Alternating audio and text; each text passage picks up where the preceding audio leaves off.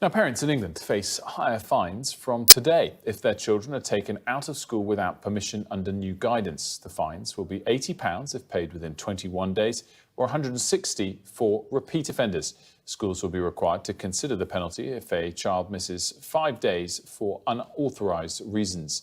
Well, joining us now to debate this, Sophia Worringer, a policy director at the Centre for Social Justice, and headmaster of Eastbourne College, Tom Lawson. A very good morning to you both. Good to see you. Good morning. So, Sophia, first of all, outline the case for why these fines are a good idea.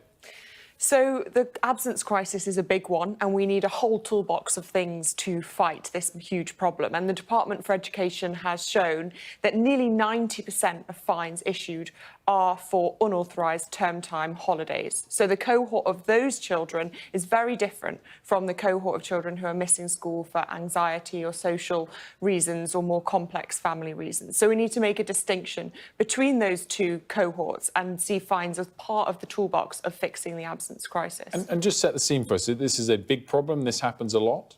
So we know that the absence crisis, unfortunately, is getting worse. There are 142,000 children who are out of school more than they're in school at all. And there are 1.4 million children who miss equivalent of an afternoon a week. So these are persistently absent children. And unfortunately, the most recent term that we have data for, which is autumn 2023, showed that this severe absence crisis was the worst that it's ever been for autumn. So unfortunately, this is a problem that's not going away. Tom, do you agree that this is a big problem that needs to be addressed? Absence from school is a huge problem.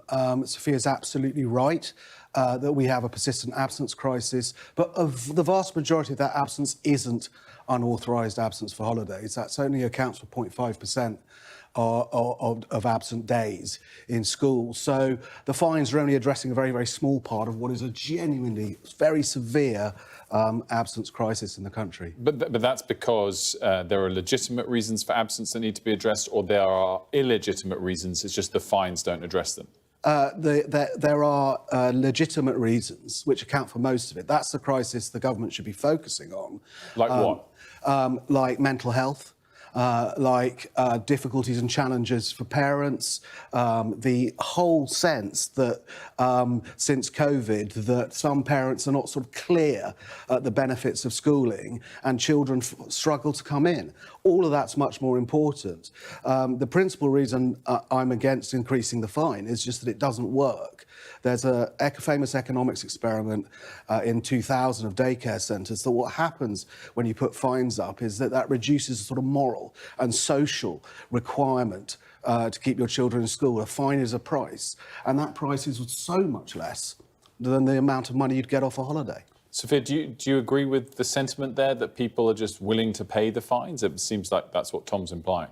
I think some people are, and there's two very different cohorts of children here. These cohort who are being taken out for holidays and this cohort who are very vulnerable and who are struggling. But what is very clear is that this contract or this relationship between schools and parents is fractured and maybe even broken. So Centre for Social Justice research has found that nearly 3 in 10 parents believe that following the pandemic and also impacted by the teacher strikes, it is not essential for their child to attend school every day. So that relationship needs repairing. And I think, therefore, fines are the very, very last resort. And that is the DfE guidance, that they are the very, very last resort. And in fact, supposedly, the money raised from fines is supposed to be tackling the wider absence problem of that cohort of children who are out of school for the more vulnerable reasons. Tom, are you suggesting that you think because there's a fine there, people think, oh, it's OK for me to now take my kid out of school because I've paid the fine? Well, that's the evidence of that seminal piece of experimental economics, which your viewers will know if they've read Freakonomics, a very popular economics book. But, I mean, what works really well with the school where I'm governor, Willingdon Community School, Emily May and her team there have on staff an absence team that work with parents. And Emily's very clear with parents that this is a bad thing, you must be in school, but it's a sort of constant dialogue to win over parents rather than being put in the position that they hate, which is issuing fines. Sophia, is there ever an argument for why it's OK for a parent to take someone out of school, even if it's for pleasure reasons, to take them to a holiday, if that's the most extreme example of it? Our research shows that even missing an afternoon a week, cumulatively, that has an impact on grades and attainment, and also the well-being, and it's also disruptive to the class and to the teacher. So I think there are very, very rare examples. Obviously, we know people have to travel to see family members sometimes, or there are circumstances like that that make it acceptable. But for the vast majority, children should be in school every day, that they are well enough to be there, because that's where they will learn. Tom, what if a parent said back to them that they know what's best for their child overall and in the long term, and it's for them to decide? Well, I think that's the problem. It's a problem that we see everywhere, a sort of lack of trust in experts. And we want in schools to build that kind of confidence from our parents, that they work with us and understand that every school day is important.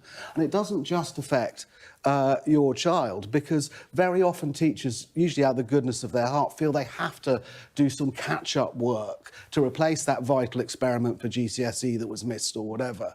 And that slows things down for all other children. So I do think, I'm in complete agreement with Sophia. It's extremely important that children in school. I just don't think fines are the way to achieve that. And I think working closely with parents in a sort of non-judgmental way, building up that trust which is so absent, is the key. Tom, Sophia, thank you both so much for joining me. Thank Much you. appreciated.